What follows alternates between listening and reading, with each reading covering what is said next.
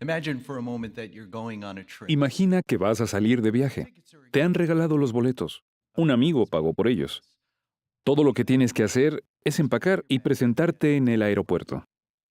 Ahora bien, preparar el equipaje no es tan fácil. Y tampoco es fácil llevarlo de un lugar a otro en el aeropuerto, sobre todo si pesa mucho. ¿Recuerdan las maletas que no tenían rueditas? ¡Qué tortura! Cuando el equipaje pesa mucho, hasta las vacaciones pudieran convertirse en una carga. La cuestión es esta. Todos nosotros ya estamos en un emocionante viaje, el viaje rumbo al nuevo mundo. Todo está pagado. ¿Sí? Se pagó con el rescate. A nosotros solo nos toca llegar. Se dice fácil, ¿verdad? Pero no lo es, porque cada uno de nosotros lleva consigo un pesado equipaje, por así decirlo. Claro, todos hemos recibido enormes bendiciones. Isaías 65:13 dice que, simbólicamente, nosotros comemos y bebemos mientras el mundo se muere de hambre y de sed. Con todo, Hechos 14:22 afirma que tenemos que entrar en el reino de Dios a través de muchas tribulaciones. Sí, todos tenemos preocupaciones. Y Proverbios 12:25 menciona que la ansiedad puede agobiar al corazón. Esas preocupaciones son como un pesado equipaje que podría convertir en una carga incluso el recorrido hacia el nuevo mundo. La buena noticia es que tenemos ayuda. Por favor, busquen Primero de los Reyes 8:38 y 39.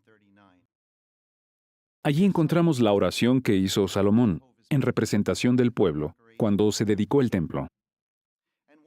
Lo que dijo puede ayudarnos a ponerle rueditas a nuestro equipaje y llevarlo con más facilidad. En Primero de los Reyes 8, a partir del versículo 38, Salomón le dice a Jehová, sea cual sea la oración, sea cual sea la petición de favor que se haga de parte de cualquier hombre o de todo tu pueblo Israel, porque ellos conocen cada cual la plaga de su propio corazón, y realmente extiendan las palmas de las manos a esta casa, entonces dígnate oír tú mismo desde los cielos, el lugar establecido de tu morada, y tienes que perdonar y actuar. Hagamos una pausa. ¿Notaron la frase, ellos conocen cada cual la plaga de su propio corazón? Salomón no se estaba refiriendo a la nación en general, sino a las preocupaciones de cada persona, al equipaje que cada uno llevaba, a los problemas que nadie más siquiera se imagina. Y aunque Salomón de seguro tenía en mente asuntos que requerían el perdón de Jehová, sus palabras pueden referirse a cualquier cosa que agobie nuestro corazón. Por ejemplo, el capítulo 2 del libro Amor de Dios relaciona las palabras de Salomón con las debilidades que quizás enfrentemos. Y la atalaya del 1 de mayo de 2010 las relaciona con la tristeza que causa perder al cónyuge. Podemos concluir entonces que cualquier inquietud que nos haga sentir agobiados puede considerarse una plaga del corazón. ¿Y cuál es la plaga de tu corazón? ¿Qué hace pesado el equipaje que llevas en tu camino al nuevo mundo? Sea lo que sea, lo que acabamos de leer nos garantiza que disponemos de ayuda. Observen que Salomón no se limitó a pedirle a Jehová que nos escuchara desde los cielos, sino que actuara, ya fuera para eliminar la carga o para ayudarnos a llevarla. En este discurso, veremos cómo puede Jehová hacer eso en 3 campos. 1. Cuando afrontamos circunstancias que nos desaniman. 2. Cuando los demás nos hacen sentir mal. Y 3. Cuando nos abruman los sentimientos negativos. En todos los casos, Jehová puede ayudarnos a sobrellevar la plaga de nuestro propio corazón. Entremos en materia. Primero, hablemos de las circunstancias que nos desaniman. La vida es impredecible. No podemos saber qué enfrentaremos mañana. Las cosas pueden cambiar en el acto. Una llamada, un accidente, un diagnóstico. Déjenme contarles sobre Annie, a quien le diagnosticaron fibrosis pulmonar a los 19 años de edad. Al principio, le pareció una injusticia. Ella cuenta, la fibrosis pulmonar normalmente les da a quienes fuman mucho, pero yo jamás he fumado un cigarrillo. Estuve muy deprimida. No comía, ni hablaba con nadie. Me quedaba tumbada en la cama todo el día, pensando en lo desafortunada que era. Annie es testigo de Jehová, y ya lo era antes de enfermarse. Ella sabe por qué se enferma la gente, y también cree en el nuevo mundo. Pero esta circunstancia inesperada la desestabilizó.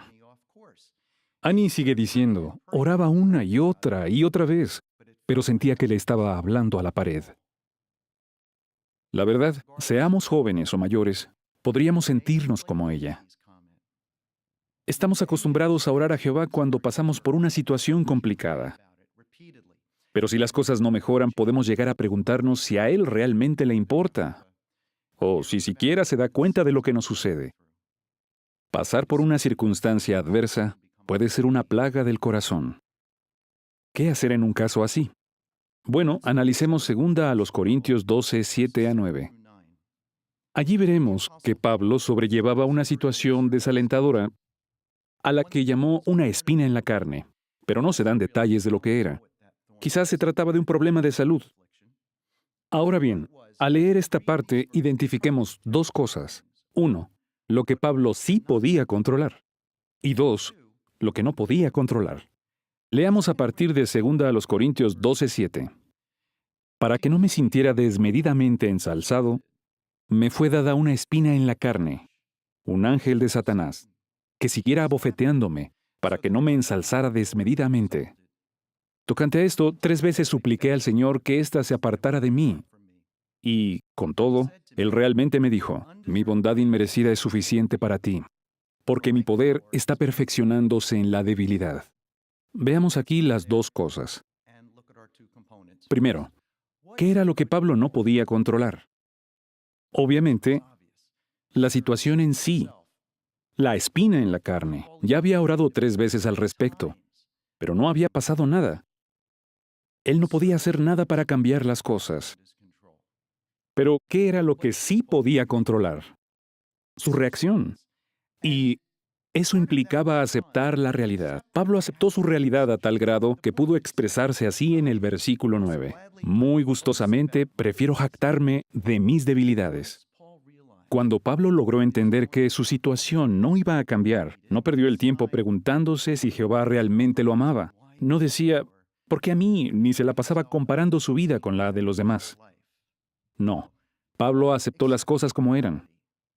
Veía su espina como un ángel de Satanás y se concentraba en aguantar. Lo que Pablo hizo también nos puede servir a nosotros cuando afrontamos circunstancias que nos desaniman. Primero, hay que distinguir entre 1, lo que sí podemos controlar, y 2, lo que no podemos controlar. Al igual que Pablo, a veces lo único que podemos controlar es nuestra reacción. Eso sí depende de nosotros.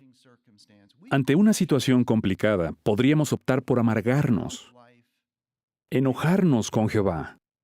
Podríamos incluso perder el paso en sentido espiritual, como les ha ocurrido a algunos, o podemos optar por un mejor camino. Sí, como Pablo, podemos empezar por aceptar la realidad.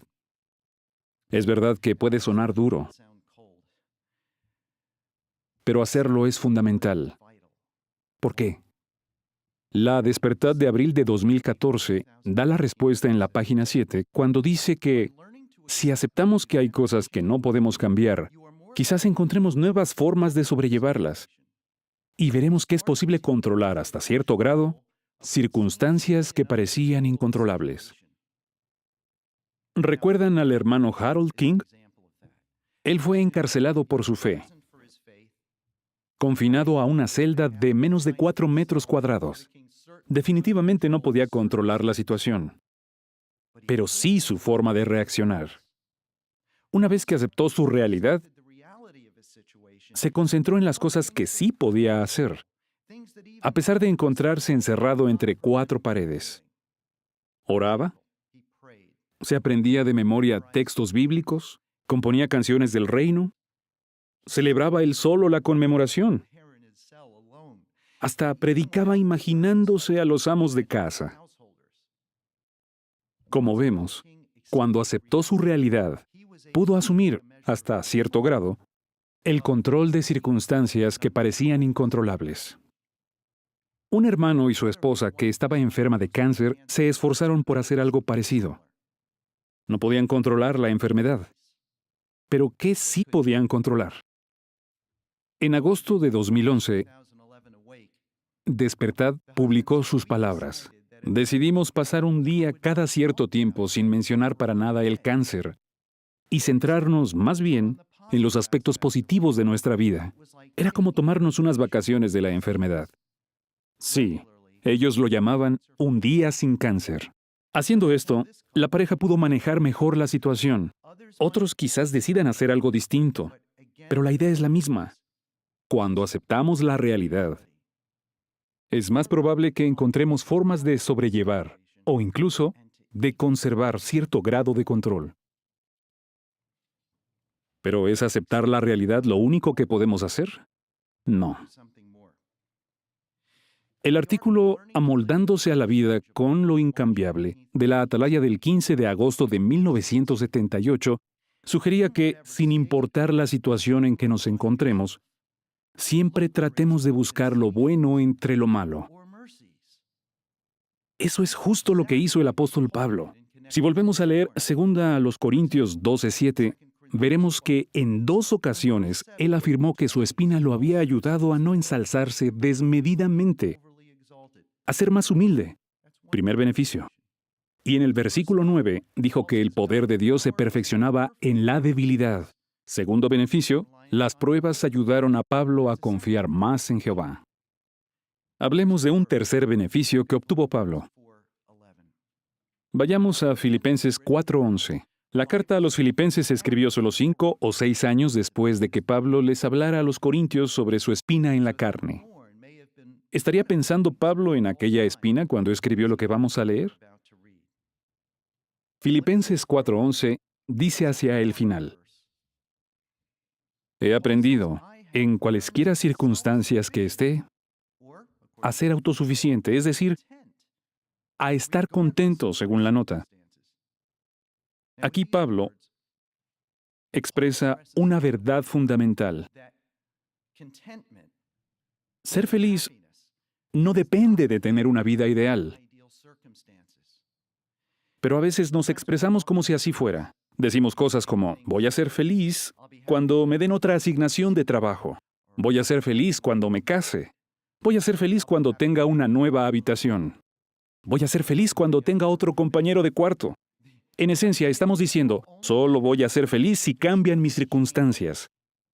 Pero se ha dicho que quienes piensan así, corren y corren, pero nunca llegan, porque siempre que alcanzan lo anhelado, surge otra cosa que eclipsa su felicidad. Pablo no era así. Eligió ser feliz, más allá de todo. Y noten que en el versículo 11 dijo que había tenido que aprender a hacerlo, pues no es algo automático. Quizás, como nos pasa a muchos al enfrentar una prueba, Pablo se fijaba más en lo negativo. Pero incluso después de orar vez tras vez y no recibir la respuesta que esperaba, aprendió a sentirse satisfecho. La lección que aprendió podría resumirse así: no dejes que la respuesta que estás esperando te impida valorar lo bueno que ya tienes. A veces, en nuestras oraciones, tendemos a concentrarnos tanto en nuestro problema que hasta le decimos a Jehová cómo debería ayudarnos y no alcanzamos a ver de qué formas ya lo está haciendo. Así le ocurrió a Annie, la joven con fibrosis pulmonar. ¿Recuerdan sus palabras? Oraba una y otra vez, pero sentía que le estaba hablando a la pared. Ella admite: al principio estaba enojada con Jehová por no ayudarme como yo quería que lo hiciera. Pero Annie logró ver lo bueno entre lo malo en medio de su grave enfermedad. ¿Qué la motivó? Escuchemos su respuesta. Mi papá me ayudó a abrir los ojos. Yo estaba muy enojada con Jehová, pero mi papá no dejaba de agradecerle que fuera tan bueno conmigo. En medio del peor momento de mi vida, él solo tenía palabras de gratitud. ¿Y por qué? Cuando se lo pregunté, me dijo, no tienes idea de lo costosas que eran tus medicinas. Y encima yo sin trabajo, pero nunca nos faltó nada. Siempre había comida, pues los hermanos se encargaban de eso. Jehová nos tomó de la mano para que no desfalleciéramos en el camino. Y también le dijo, que Jehová no te respondiera justo como esperabas, no significa que no te haya escuchado. En pocas palabras, su papá la estaba animando a no dejar de ver lo bueno por limitarse a ver lo malo. Ahora Annie piensa así. Cuando nos sentimos muy abrumados, Jehová nos ayuda de maneras que no vemos a simple vista. Él tiene su propia forma de hacer las cosas, y siempre es mejor que la nuestra. Todos podemos estar tan convencidos de eso como ella.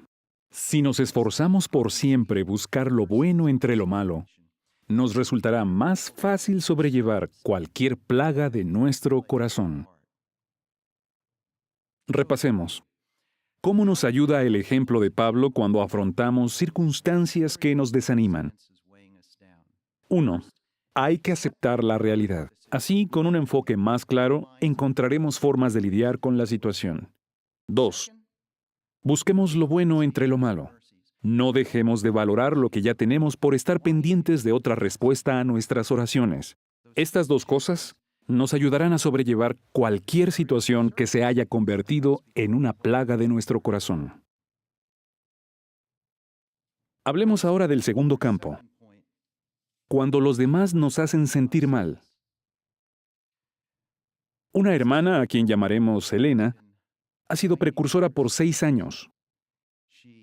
También es voluntaria de construcción y sirvió durante un buen tiempo en el proyecto de Warwick. Sobra decir que Elena ha conocido infinidad de hermanos, lo cual es una bendición. Pero admite que, a veces, no todo es color de rosa. ¿Por qué? Ella responde, uno de mis puntos débiles es el ojo crítico.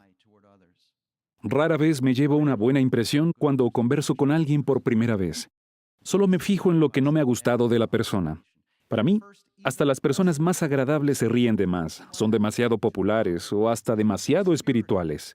Es un defecto terrible que tengo. ¿No suena familiar lo que dice Elena? Tal vez tengamos la costumbre de ponernos de malas o incluso guardar rencor cuando alguien dice o hace algo fuera de lugar. Seguramente pensábamos que dejaríamos de reaccionar así cuando nos invitaran a Betel. Al fin voy a estar rodeado de pura gente linda. Pero en algún momento, unos meses o incluso minutos más tarde, se rompe el encanto y ya no sabemos a ciencia cierta si los hermanos son una bendición de Jehová o una prueba del diablo. ¿Cómo deberíamos reaccionar cuando alguien nos hace daño? Leamos Romanos 12:18. Mientras lo leemos, tratemos de ver, 1, lo que sí podemos controlar, y 2, lo que no podemos controlar. Romanos 12:18 dice, si es posible, en cuanto dependa de ustedes, sean pacíficos con todos los hombres. Bien, veamos los dos ángulos. Por un lado, hay cosas que no podemos controlar, que no dependen de nosotros, como lo que otros dicen y hacen. Pero, ¿qué sí depende de nosotros? Nuestra reacción. Cuando alguien nos hace sentir mal, podemos o seguir dándole vueltas al asunto o hacerlo a un lado. Siempre podemos optar por ser pacíficos con todos los hombres. Según hemos leído en Romanos 12:18, eso sí depende de nosotros. ¿Cómo podemos ser pacíficos cuando alguien nos hace sentir mal? Vayamos a Jueces 8:2. Allí veremos algo que podemos hacer. Jueces 8:2. Veamos cómo manejó Gedeón las cosas para evitar un grave desacuerdo. Todos conocemos la historia. Gedeón y sus hombres acaban de vencer a los madianitas en una batalla. Entonces, los de la tribu de Efraín empiezan a quejarse. Aunque habían sido convocados para la batalla y habían capturado a 2 príncipes de Madián, sentían que se les debía haber llamado antes y culpaban a Gedeón de eso. Jueces 8:1 dice que vehementemente trataron de armar riña con él. Aquí había un problema. ¿Cómo lo manejó Gedeón? Veamos lo que les dice a los efraimitas en Jueces 8:2. ¿Qué he hecho yo en comparación con ustedes? ¿No son mejores las rebuscas de Efraín que la vendimia de Abiezer? ¿Qué quiso decir con esto último? Gedeón era de la familia de Abiezer. Así que estaba diciendo algo como: las mejores uvas que cosecha mi familia jamás podrán compararse con las peores uvas que ustedes dejan atrás. Luego les recordó que la participación de ellos en la batalla había sido crucial y les preguntó una vez más: ¿qué he hecho yo en comparación con ustedes? El versículo 3 dice que fue entonces cuando el espíritu de ellos se calmó. Problema resuelto. ¿Y cómo? ¿Qué hizo Gedeón? Al tratar el asunto, no los hizo sentir inferiores, sino todo lo contrario. Se concentró en algo bueno de ellos. En este caso, las uvas que cosechaban, aunque eso no tuviera nada que ver con el asunto. Pero para restaurar la paz, los elogió por eso. ¿Podríamos hacer lo mismo? Cuando alguien nos haga sentir mal, ¿podríamos concentrarnos en lo que hace bien, aunque no lo digamos en voz alta ni tenga que ver con el asunto? Eso es lo que ahora se esfuerza por hacer Elena, de quien ya hablamos. Ella cuenta: cada vez que me viene a la mente algo negativo sobre otra persona, me obligo a pensar en algo positivo sobre ella. Cuando amplío el panorama, puedo enfocar a la persona desde un ángulo más amoroso. Hagamos nosotros lo mismo. Cuando alguien nos haga sentir mal, ampliemos la visión y busquemos lo bueno en esa persona. Ese es el primer paso. El segundo paso se desprende de las palabras que encontramos en el capítulo 2 de Gálatas. Vamos a verlo. Antes de empezar a leer, pensemos en estas preguntas. ¿Con quién es más fácil molestarse? ¿Será con quienes nos hacen daño? Bueno, hay otras personas con quienes quizás nos molestemos más fácilmente. ¿De quién se trata? No son quienes nos hacen daño, sino quienes nos corrigen cuando lo necesitamos. Veamos un caso así en el capítulo 2 de Gálatas. Al apóstol Pedro lo corrigieron, y no por nada. Pero lo interesante es la forma en que se le dio el consejo. Quizás eso le hiciera particularmente difícil aceptar la disciplina. En Gálatas 2:11, Pablo dice: sin embargo, cuando Cefas, es decir, Pedro, vino a Antioquía, lo resistí cara a cara, porque se hallaba condenado. ¿Por qué estaba Pablo tan molesto con Pedro? Nos lo explica en el versículo 12, porque antes de la llegada de ciertos hombres desde Santiago, quienes eran cristianos judíos, Pedro solía comer con gente de las naciones, pero cuando estos llegaron, se puso a retirarse y a separarse, por temor a los de la clase circuncisa. ¿De qué estaba hablando Pablo? De que el comportamiento de Pedro dependía de quién lo estuviera viendo. Y Pablo se lo echó en cara. Él dice: lo resistí cara a cara. Y en el versículo 14 fue muy duro con Pedro y en pocas palabras le dijo: te comportas de una manera cuando los hermanos judíos te están viendo, pero de otra muy distinta cuando se van. En el versículo 13, Pablo calificó esto de simulación o, según la nota, de hipocresía. Imagínense, tildó a Pedro de hipócrita. Y no lo hizo en privado, sino como dice el 14, delante de todos. ¿Paró ahí la cosa? No, pues Pablo todavía se dio tiempo para hablar de este incidente en la carta a los Gálatas, y por eso nos enteramos nosotros también. Pensemos en nuestros tiempos.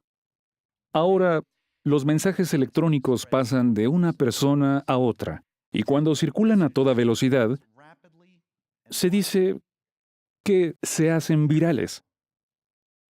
Bueno, en el primer siglo no existía Internet, pero sí circulaban cartas. Y esta, la carta a los Gálatas, no solo pasó de una persona a otra o de una congregación a otra. Más bien, Jehová hizo que fuera parte de la Biblia de la que se han impreso miles de millones de copias en miles de idiomas a lo largo de los siglos. Así que todo el mundo puede leer sobre el día en que Pedro actuó de manera hipócrita.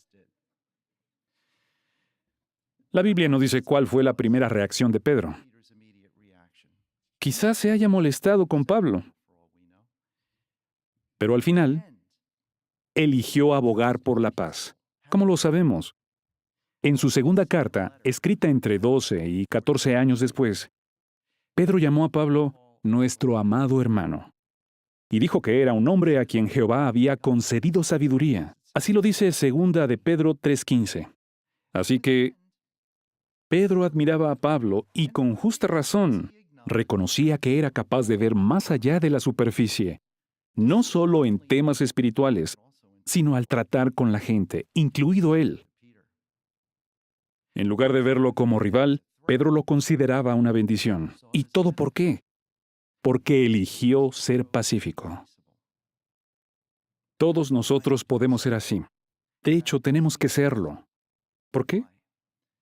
Porque tarde o temprano nos toparemos con un Pablo.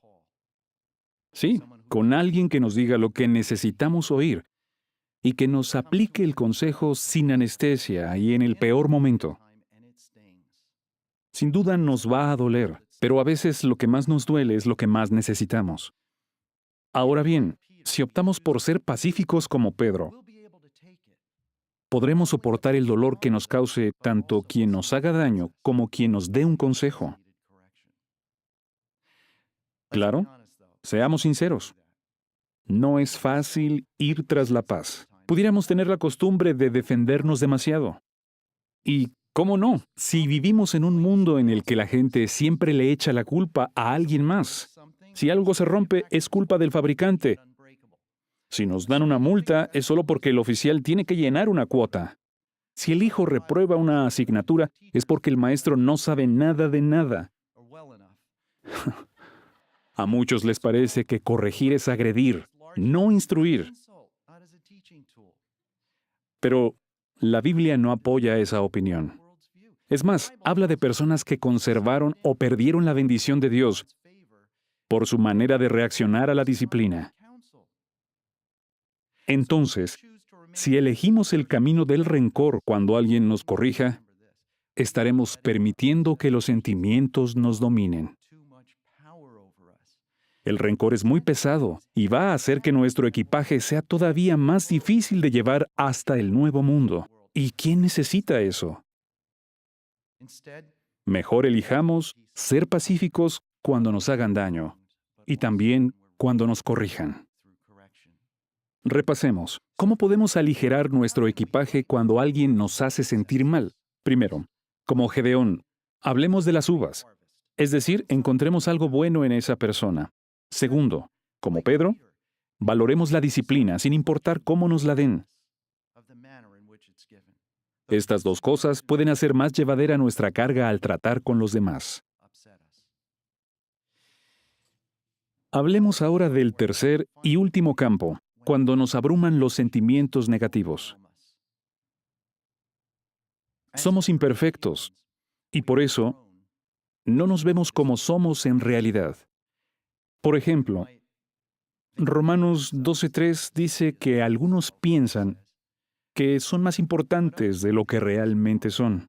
Pero hay quien se va al otro extremo y siente que no vale nada. Cuando se miran, ven una imagen muy distorsionada de la realidad, como si estuvieran en una de esas casas de los espejos que hay en los parques de diversiones. La Atalaya del 15 de septiembre de 2014 publicó este comentario de una hermana. Cuando pienso en todas las cosas que he hecho mal, me parece que nadie jamás podrá amarme, ni siquiera Jehová. Y este otro comentario se publicó en enero de 2006 en Despertad. Aun cuando me daba cuenta de que Jehová había perdonado mis errores, yo no quería que lo hiciera. Me odiaba tanto que pensaba que merecía sufrir. Sabía que Jehová nunca concebiría un lugar de tormento como el infierno de la cristiandad, pero deseaba que inventara uno solo para mí. Como vemos, resulta irónico que los sentimientos que Jehová nos dio para experimentar amor y adorarlo con alegría se vuelvan en nuestra contra y nos hagan sentir condenados. Eso nos robaría la alegría y la capacidad de corresponderle a Jehová por todo el amor que nos ha mostrado. Entonces, ¿cómo podemos lidiar con los sentimientos que nos abruman? Analicemos las palabras de Romanos 7, 22 a 25. Allí Pablo describe algunos de los sentimientos con los que tenía que luchar de vez en cuando. Mientras leemos, veamos dos cosas nuevamente. 1, lo que Pablo sí podía controlar. Y 2, lo que no podía controlar. Leamos Romanos 7 a partir del 22. Verdaderamente me deleito en la ley de Dios conforme al hombre que soy por dentro. Pero contemplo en mis miembros otra ley que guerrea contra la ley de mi mente y que me conduce cautivo a la ley del pecado que está en mis miembros. Hombre desdichado que soy, ¿quién me librará del cuerpo que está padeciendo esta muerte? Gracias a Dios mediante Jesucristo nuestro Señor. Bien, analicemos la situación de Pablo. Primero, ¿qué no podía controlar? Que de vez en cuando lo asaltaran sentimientos de inseguridad. Pero, ¿qué sí podía controlar? Una vez más, su reacción. Y podemos verla en el versículo 25. Pablo dijo, gracias a Dios mediante Jesucristo nuestro Señor. Aquí encontramos la primera clave para lidiar con los sentimientos negativos. Meditar en el sacrificio de Jesús. Estudiemos más sobre eso si es necesario. Hagamos un compendio de textos de la Biblia e información publicada por la organización que nos ayude a comprender y valorar más lo que el rescate hace, no solo por la humanidad en general, sino por cada uno de nosotros. Pensar en todo eso puede hacernos sentir mejor. ¿En qué sentido?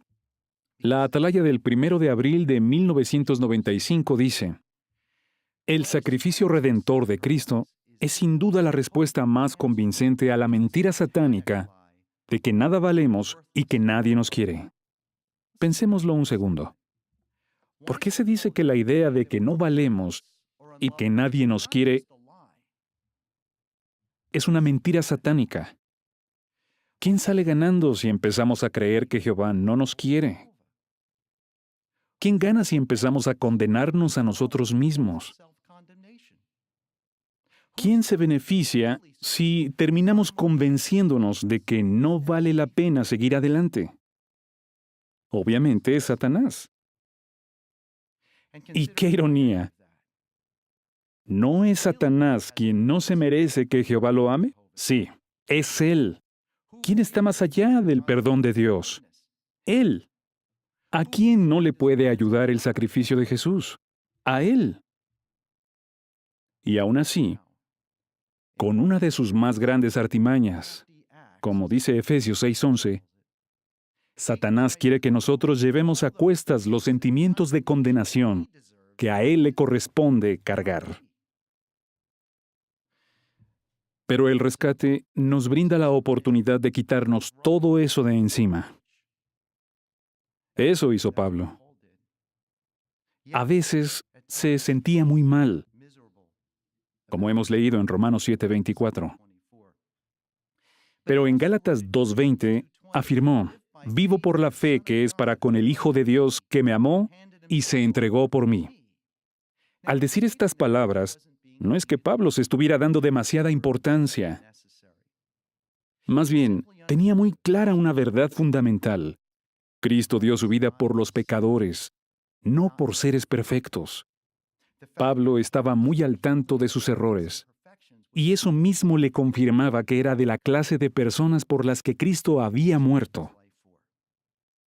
El rescate ayudaba a Pablo a luchar contra los sentimientos de inseguridad, y también puede ayudarnos a nosotros. La atalaya del 1 de abril de 1995 también habló sobre esto de forma conmovedora al decir, si la vida en este sistema le ha enseñado a verse usted mismo como un obstáculo tan enorme que ni siquiera el inmenso amor de Dios puede superar, o que sus pecados son tantos que ni siquiera la muerte de su precioso Hijo puede cubrir, A usted se le ha enseñado una mentira. Rechace esa mentira repugnante con todas sus fuerzas. ¿No hacemos exactamente eso con las demás mentiras del diablo? ¿Creemos en la Trinidad? No. ¿En el infierno? Tampoco. ¿En la evolución? Menos. ¿Creemos que no valemos y que Jehová no puede amarnos? También deberíamos responder con un rotundo no a esta pregunta, igual que a las otras. ¿Por qué? Porque la idea de que no valemos y de que es imposible que Jehová nos pueda amar es una enseñanza falsa, tan falsa y repugnante como el resto de las mentiras satánicas que difaman a Dios. ¿Cuánto nos ayuda a meditar en el rescate? Además de meditar en el rescate, hay otra cosa que podemos hacer para combatir los sentimientos negativos. Leamos juntos el Salmo 61:2, donde David habla de algo que puede ayudar si alguna vez llegamos a sentir que no valemos nada. En el Salmo 61:2, David le dice a Jehová: «Desde la extremidad de la tierra clamaré, aún a ti cuando mi corazón se haga endeble. A una roca más alta que yo quieras guiarme». David le pide a Jehová que lo ayude a ver las cosas desde un punto más alto. Y eso es lo que se necesita cuando nuestro corazón llega a estar plagado de sentimientos negativos. Como dijo David, necesitamos llegar hasta un punto que nos permita ver más allá de nuestra imperfección y de nuestras ideas distorsionadas. La Biblia puede ayudarnos a llegar hasta allí. Veamos algunos ejemplos. Cuando el corazón se hace endeble, cuando estamos sufriendo, pudiéramos sentir que nadie nos quiere, ni siquiera Jehová. Pero si subimos a un punto más alto, si vamos a Romanos 8, 38 y 39, veremos que nada ni nadie podrá separarnos del amor de Dios. En ocasiones también nos duele el corazón porque creemos que nuestros errores son tan grandes que Jehová jamás nos perdonará. Pero desde la perspectiva más elevada de las Escrituras, alcanzamos a apreciar lo que dice Romanos 5:8, que mientras todavía éramos pecadores, Cristo murió por nosotros. Como ya hemos dicho, Cristo dio su vida por los pecadores, no por seres perfectos. En otras ocasiones, por el dolor y la culpa, podríamos dejar de vernos en el nuevo mundo, pues el corazón nos condena.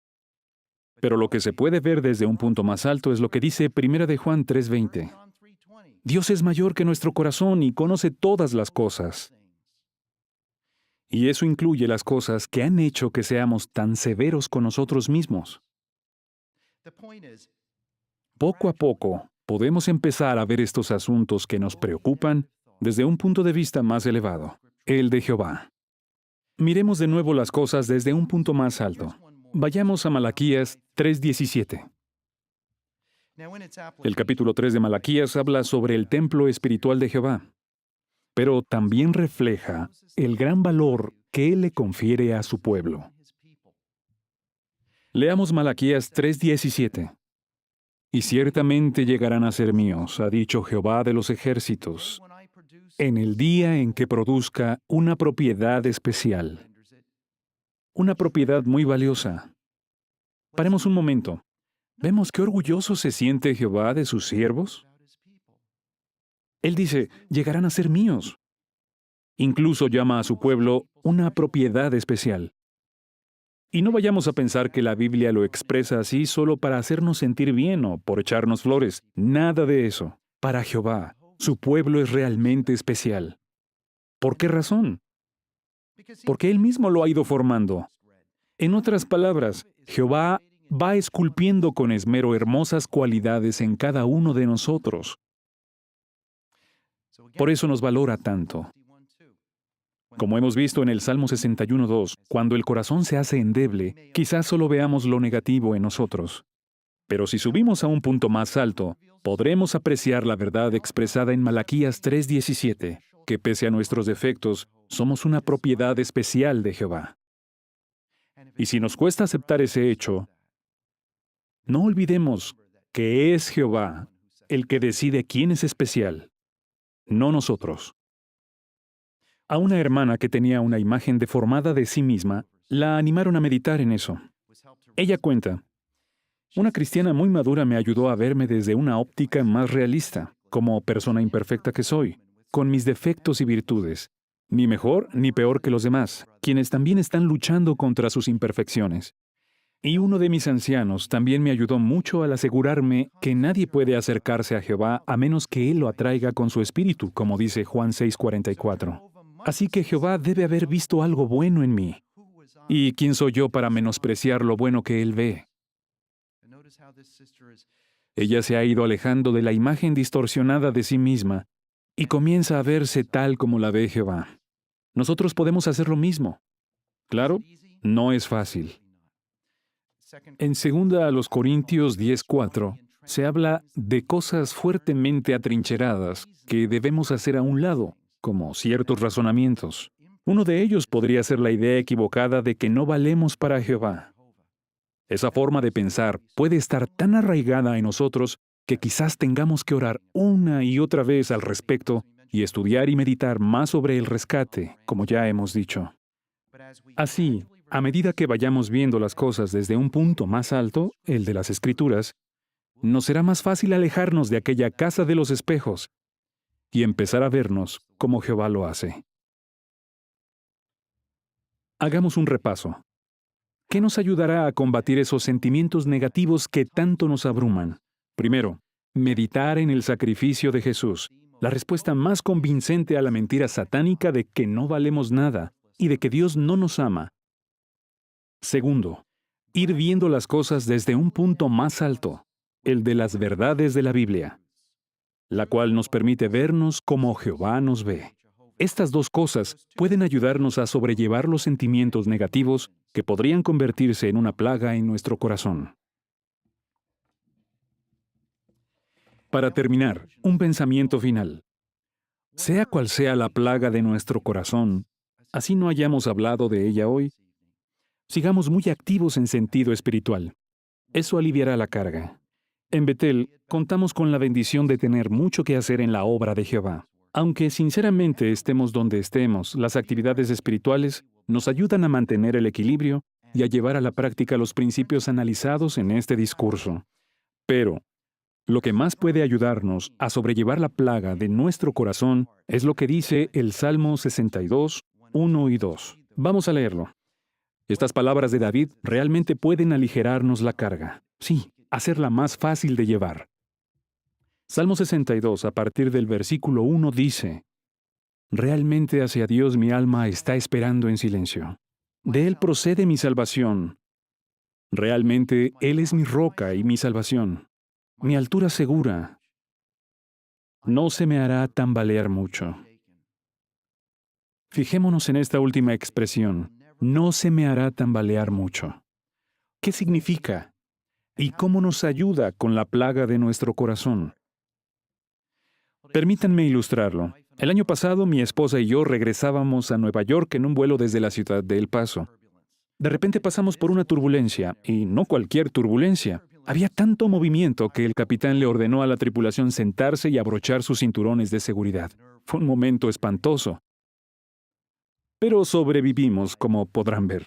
Un par de días más tarde decidí investigar un poco sobre esos fenómenos y aprendí algo que casi todos los pasajeros ignoran. ¿Saben qué es? Que los aviones están diseñados para soportar las turbulencias, incluso las más severas.